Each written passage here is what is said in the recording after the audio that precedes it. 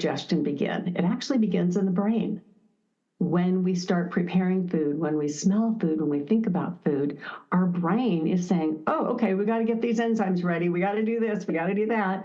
And so that's one of the reasons when we are eating on the go, which many of us do, and we've got busy lives, which I did. So guilty of that. When I worked in the hospital, we had a 30-minute break for lunch. And if you didn't bring your food, you had that at 30 minutes included going to the cafeteria and getting food and shoveling it in.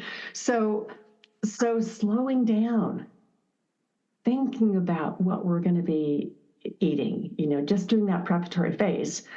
And then when we start to eat, how many of us do just shovel that food in? Well, the very critical step for digestion is chewing our food. When we have a bite, we should be chewing at about 30 bites per minute. Like one bite? 30 chews per minute for that one bite of food. I know. So nope. I think I get like 5 in. I was the age of 10. Growing up, you didn't slow down to eat anything. You had to eat while the food was there.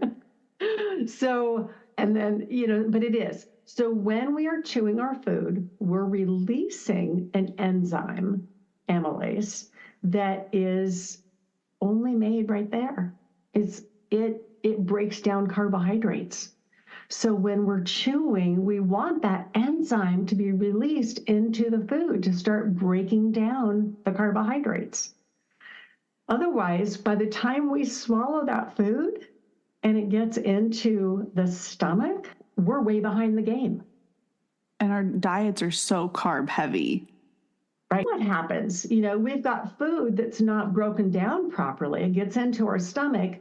And now we're adding, proteins and everything else. And now the stomach is like, it's not set up properly.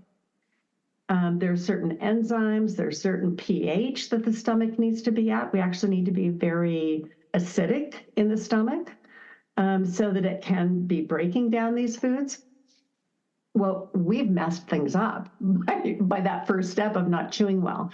Then what happens? So when our food is not well digested, it sits there in the stomach and it ferments and it putrefies and we get reflux.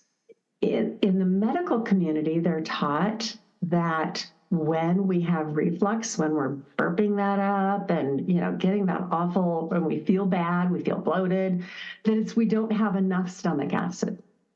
Or that we've got too much stomach acid. And it's really that we don't have enough stomach acid because we didn't put, not intentionally, but, what didn't happen was the right steps of digestion so that we have enough stomach acid for that food to break down.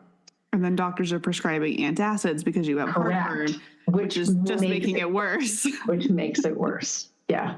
So it's a much bigger picture.